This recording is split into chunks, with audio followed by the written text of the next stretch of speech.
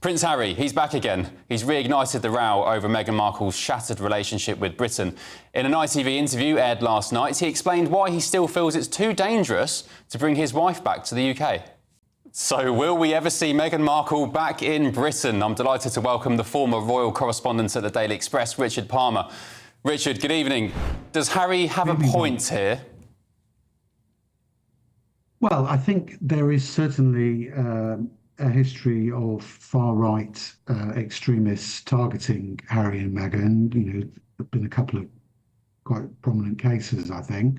But I'm always a bit perplexed by this argument that Harry comes up with, because if you look at, say, homicide rates, comparing the US and the UK, the last figures I saw, you were about four times more likely to be murdered in the US than you are in the UK. And sure, we've got our problems over here, but you know, given that they've got such a high prevalence of people with guns over there, I would have thought the risks were higher over there than over here.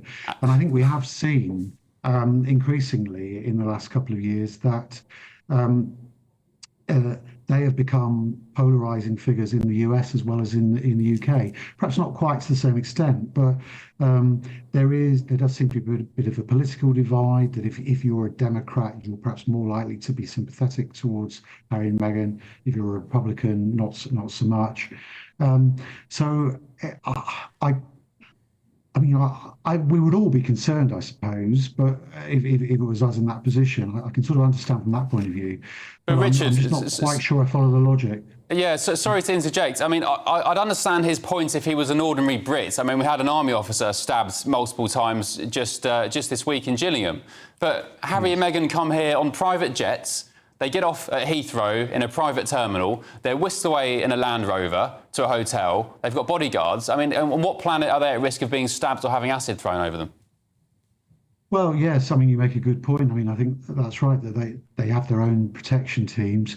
I mean, he wants to have access still to Scotland Yard protection and to national security intelligence, which he doesn't now qualify for. I mean, I'm sure part of this is part of the lobbying that's still going on ahead of the resumption of these court cases he's been fighting against the Metropolitan Police and the Home Secretary over their refusal to give him police protection while he's here. Prince Harry has reportedly banned Meghan Markle from coming to Britain. And while he's blaming security concerns, royal insiders like Richard Palmer are hinting at something much deeper. Was this really about protection, or about preventing another royal disaster? Tonight, we unpack the inside story, what Harry fears, what Meghan suspects, and what this shocking decision says about the state of their marriage and their crumbling royal ties. Harry's team insists Meghan isn't returning to the UK because of ongoing security issues. But that line is wearing thin. If security were truly the issue, why does Harry travel back alone? Why risk himself but not Meghan?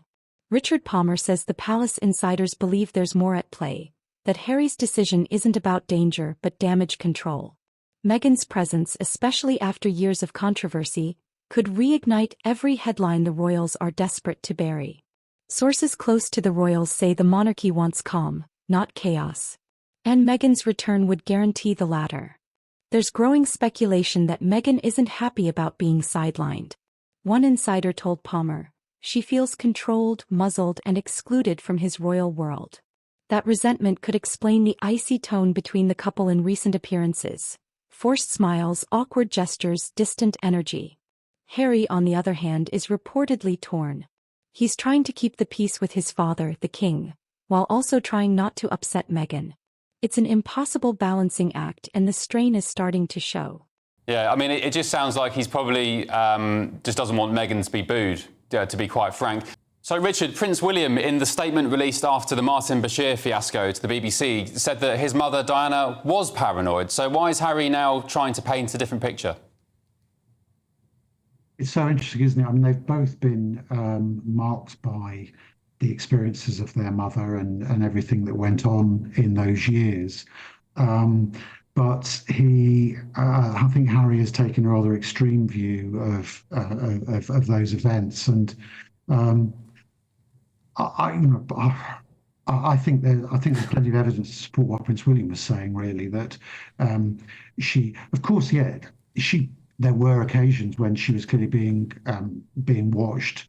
Um, the phone calls that were played over were played out over CB radio, I think it was initially, and then leaked to national papers.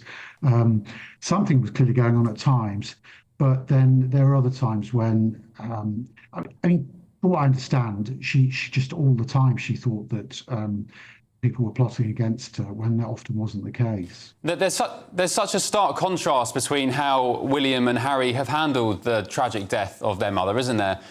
William has spoken before about having an issue with the press. He's got a problem with them, but he understands that you need to play the game, you need to be a bit shrewd for your own benefit. Harry doesn't seem to understand that, and that's why some are saying he's gone on this pretty wild crusade over the past 5 years or so. There's a stark contrast in how they've handled their mother's death, isn't there?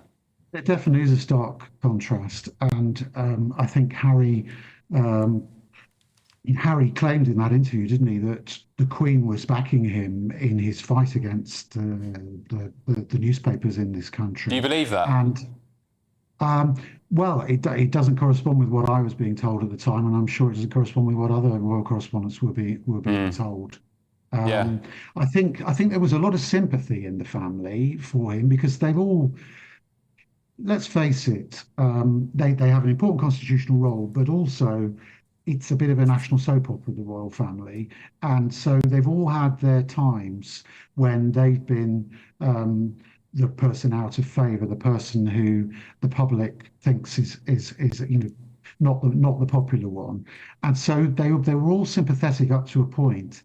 But they didn't see the sense in picking a fight with national newspapers, with the media in general. Yeah, well, because the royal family needs the media as much as the media needs the royal family. As Richard Palmer notes, every time Harry steps foot in Britain alone, it feels less like a reunion and more like a separation. Behind closed doors, palace aides are relieved that Meghan isn't returning. They see her as a wild card, unpredictable, emotional, and likely to overshadow royal events. One source reportedly said, "Harry's visits are difficult enough. Add Meghan and it's chaos." But this so-called ban also reveals something darker: the breakdown of trust between the Sussexes and the royal family. When a prince feels he can't bring his wife home, it says everything about how deep the cracks really run. Richard Palmer's insight hits hard.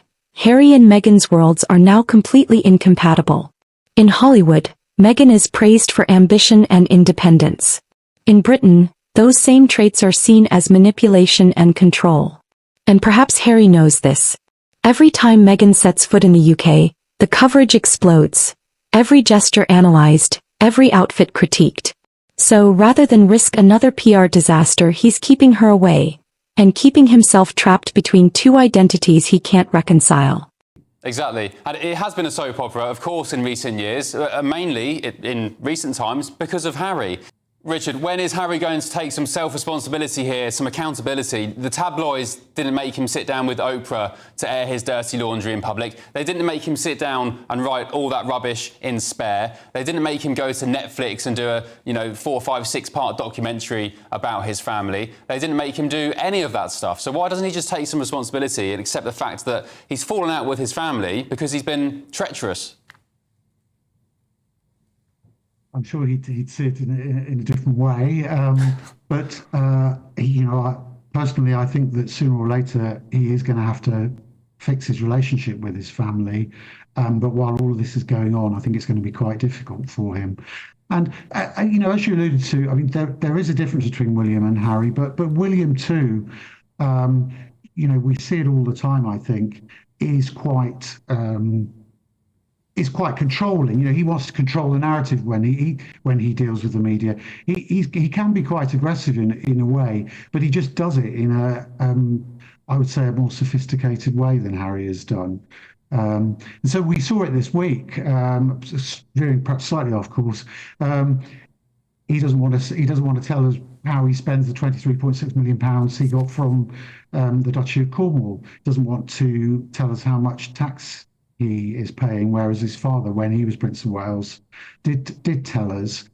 William is more secretive, but he, as you say, really, he does play the game with the media because he realises that's part and parcel of being a prominent public figure. Yeah, he needs them. So Harry said Meghan's not coming back. A lot of Brits, I suspect, will be happy about that. Some not so. How do you think Harry will be received when he does come back to Birmingham for the Invictus Games? Well, I think a mixed reception. I suspect at the Invictus Games he will get a wonderful reception from the public and from the armed forces families who are there. Because I have to say, I do think that the Invictus Games is his greatest achievement. I went out with him to Colorado when he went to look at the Warrior Games, which was really an inspiration for him. On this, and I was there when the first games were held in London, and it is something he can really be proud of, I think. And of course, there are many armed forces families who will respect him for that and cheer him for that. Okay. Although there are others there are people who've been involved in Invictus who feel he's lost his way. Meghan's brand thrives on visibility. Harry's peace depends on distance. And that's a formula for disaster. Palmer warns that this kind of separation, even under the guise of security, could set the tone for the Sussexes' future. The royal machine will move on without them. The monarchy survives distance. But can the marriage?